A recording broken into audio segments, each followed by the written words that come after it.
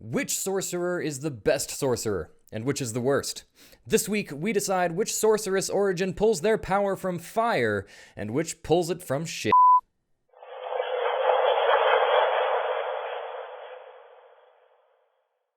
Hello players and GMs, I am Reese, and welcome to another video by Jetpack7.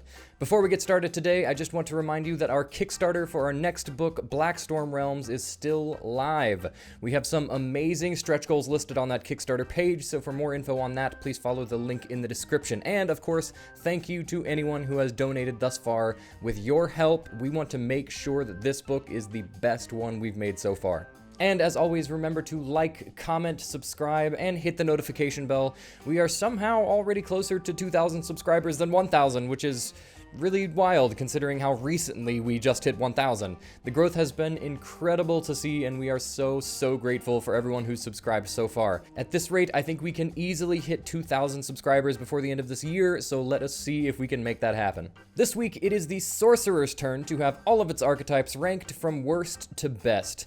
As you know, I generally consider the Sorcerer to be one of the weaker full casters in 5e, mostly for the small number of spells they gain access to.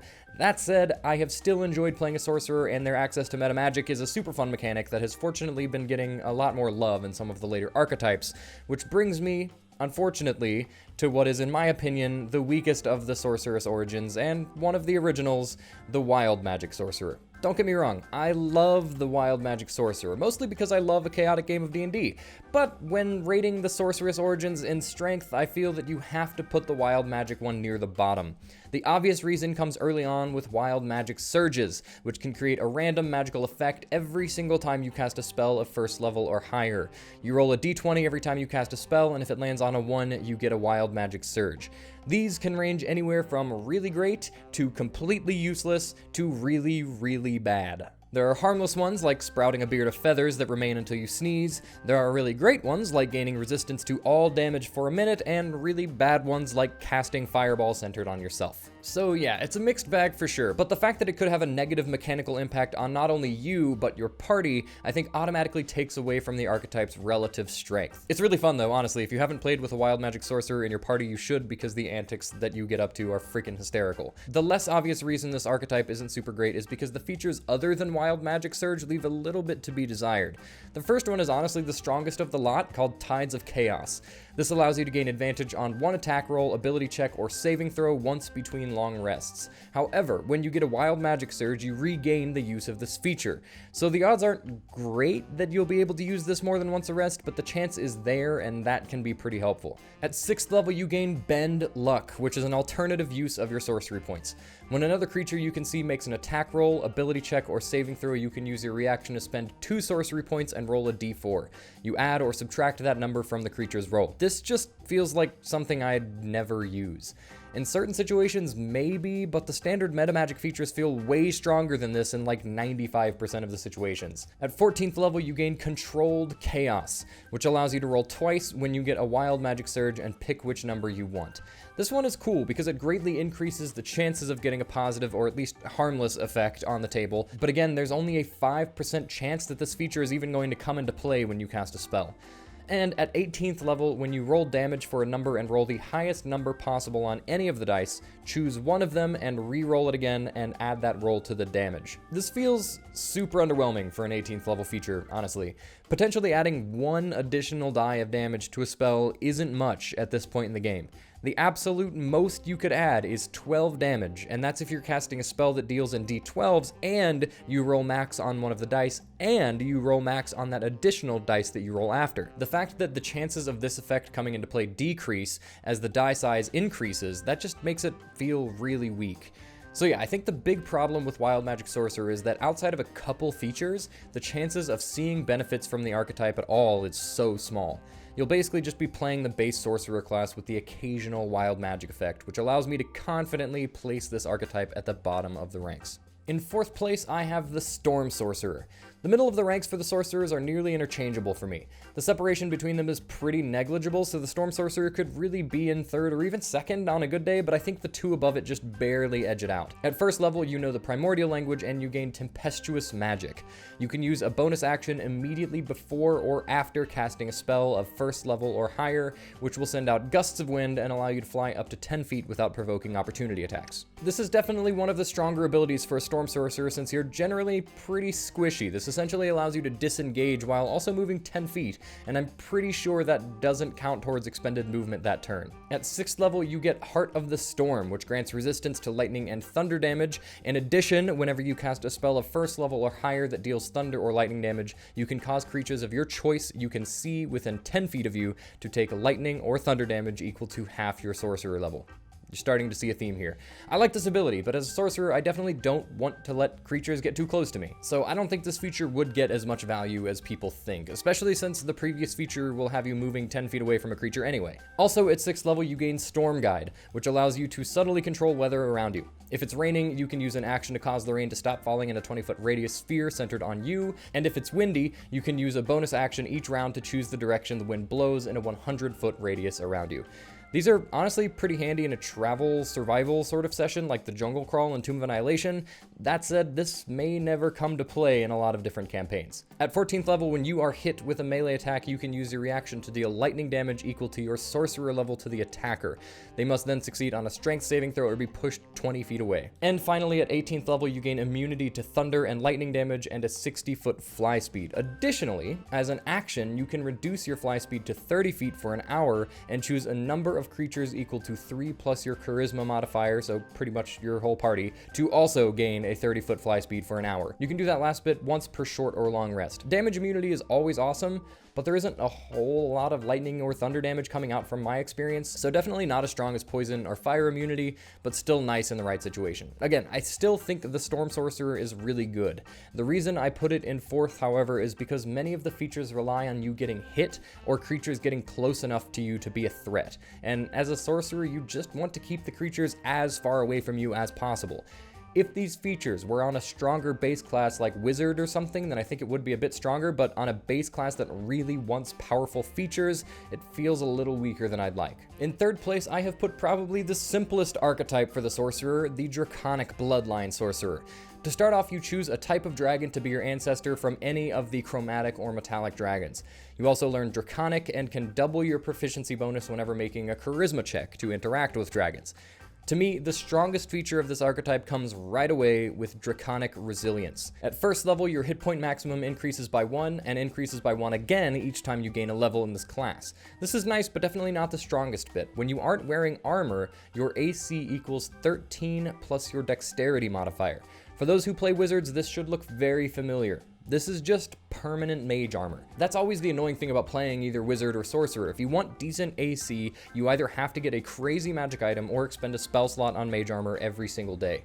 This archetype just solves that problem at the very beginning, which is really nice. At 6th level, when you cast a spell that deals damage of the type associated with your Draconic ancestry, you can add your charisma modifier to that damage. You can also spend 1 sorcery point to gain resistance to that damage type for an hour. This one's pretty cool because it kind of encourages you to take a lot of spells that deal your associated damage type, and then obviously resistance to that damage type will come in handy when needed. At 14th level, you get wings that give you a fly speed equal to your current speed. You can create them as a bonus action on your turn and last until dismissed. And finally, at 18th level, you essentially get a Dragon's Fear aura. You can use an action to spend 5 sorcery points to exude a 60-foot aura of either awe or fear, your choice. For 1 minute, while concentrating as if on a spell, each hostile creature that starts its turn in that aura must succeed on a wisdom saving throw, or be charmed if you chose awe, or frightened if you chose fear until the aura ends. If they succeed, they're immune to that effect for 24 hours. So if they fail, this effect is guaranteed to last 1 minute unless you lose concentration, which is really powerful. There honestly isn't much else to say about this archetype. It isn't ridiculously strong or ridiculously weak to me at all. Its strength is its simplicity, and I think that places it pretty much smack dab in the middle of the rankings. In 2nd place, I put the Edgelord's go-to, the Shadow Sorcerer. So this has nothing to do with the strength of the archetype, but I just want to read some of the personality quirks from a table they included in Xanathar's. There's a d6 table to roll on, and some of them are hilarious. Your heart beats once per minute. This event sometimes surprises you. You have trouble remembering that living creatures and corpses should be treated differently. You blinked once last week. Those just made me laugh. Anyway, back to important things. At first level, you gain Eyes of the Dark, which grants you dark vision with a range of 120 feet. Already really liking this. In addition, when you reach third level, you gain the ability to cast Darkness, and it doesn't count against the number of sorcerer spells you know. You may also use 2 sorcery points to cast it, and if you do that, you can see through the darkness created by the spell. I feel like not enough people are talking about how strong that really is. Magical darkness can be absolutely debilitating in a fight, and it honestly makes it difficult to find a good time to use that from the party's perspective. But when you can do it and see through it, that changes everything. You can completely blind multiple creatures, not to mention if you take a quicken spell, you can cast this as a bonus action. It quickly drains 4 sorcery points, but since this isn't technically a meta magic, you can stack it with another meta magic. Also, at first level, you gain Strength of the Grave. When damage reduces you to 0 hit points, you can make a charisma saving throw equal to 5 plus the damage taken, and if you succeed, you drop to 1 HP instead, but this doesn't work if you are dropped to 0 HP by radiant damage or a critical hit. If you succeed, you can't use this again until you finish a long rest. This kind of stuff is usually a constitution save, which wouldn't be terrible since sorcerers are proficient in con saves, but charisma just makes it even better. At 6th level, you get a cool feature called Hound of Ill Omen. As a bonus action, you can spend 3 sorcery points to summon a hound that targets 1 creature you can see within 120 feet, and it uses the direwolf statistics with a few changes. The hound is medium rather than large, and is a monstrosity rather than a beast. It has a number of temp HP equal to half of your sorcery level, and it can move through objects and creatures as if they were difficult terrain, taking 5 force damage if it ends its turn inside an object. And at the start of its turn, the hound automatically knows the target's location. It operates on its own initiative, it can move towards the target only by the most direct route, and it can use its action to attack the target. Additionally, while the hound is within 5 feet of the target, they have disadvantage on saving throws against any spell you cast. The hound disappears if it's reduced to 0 HP, if its target is reduced to 0 HP, or after 5 minutes. So yeah, pretty long feature, but an awesome one. A direwolf has no shortage of HP with an average of 37, and at 6th level it'll have 40, including the temp HP you granted. So it won't be super easy to kill, and granting disadvantage on saving throws is obviously really huge. At 14th level, you gain Shadow Walk, which allows you to teleport while in dim light or darkness 120 feet to another area in dim light or darkness as a bonus action. Sort of like a hyped up version of the Shadow Monk's 6th level ability, basically just with twice that range. And finally, at 18th level, you gain Umbral Form. You can spend 6 sorcery points as a bonus action to transform into a shadowy form. While in this form, you have resistance to all damage except force and radiant, and you can move through creatures and objects as if they're difficult terrain, again taking 5 force damage if you end your turn inside an object. This lasts for a minute, or ends if you're incapacitated, killed, or dismiss it as a bonus action. The Shadow Sorcerer is a seriously powerful archetype if used well. I placed it in second because its features are super useful in just about every situation and really accentuate the strengths of the base sorcerer class. Finally, in first place, I have the Divine Soul Sorcerer. This archetype is amazing, largely because right at the beginning you over double the size of your spell choices. You can choose from either the Cleric or the Sorcerer list when you gain spells in this class, which is absolutely insane. It opens up the Sorcerer options so dang much, which is one of the biggest weaknesses with this class in the first place. You also learn 1 additional spell based on an affinity you choose, either Cure Wounds, Inflict Wounds, Bless, Bane, or Protection from Good and Evil. This spell is a sorcerer spell for you and doesn't count towards the number of spells you know. If you replace it later as you level up, you have to replace it with another spell from the Cleric spell list. Also, at first level, you gain Favored by the Gods. If you fail a saving throw or miss with an attack roll, you can roll 2d4 and add it to the total. You can do this once between short or long rests. I feel like I'd use this mostly on saving throws, but getting it back at short rests feels really nice and kind of opens up that option. 2d4 isn't a huge addition, but honestly adding an average of 4 to a saving throw is pretty dang helpful. At 6th level, you gain Empowered Healing. Whenever you or an ally within 5 feet of you rolls dice to determine the number of hit points a spell restores, you can spend 1 sorcery point to re-roll any number of those dice once. And you can do this once per turn. The 5-foot range may sound limiting, but this basically allows you to get a good Cure Wounds in there whenever you need. And the fact that you can do it with the healing you receive is amazing too. At 14th level, you can use a bonus action to make wings for yourself, granting you a fly speed of 30 feet, and at 18th level, you gain the ability to overcome grievous injuries. As a bonus action, when you have fewer than half of your hit points remaining, you can regain a number of hit points equal to half your hit point maximum once between long rests. This is obviously really crazy, and the fact that it's a bonus action makes it even better because it leaves your action open to heal your allies on that turn. I just love this archetype because it allows a sorcerer to become a primary healer and still be able to do sorcerer stuff. Metamagics are incredibly helpful when placed in the hands of a healer. I'm imagining Distant Spell, which allows you to spend a sorcery point to give a touch spell a range of 30 feet. That is Cure Wounds from 30 feet away. Twin Spell to heal 2 targets at the same time. Obviously Quicken Spell to cast Mass Cure Wounds as a bonus action or something.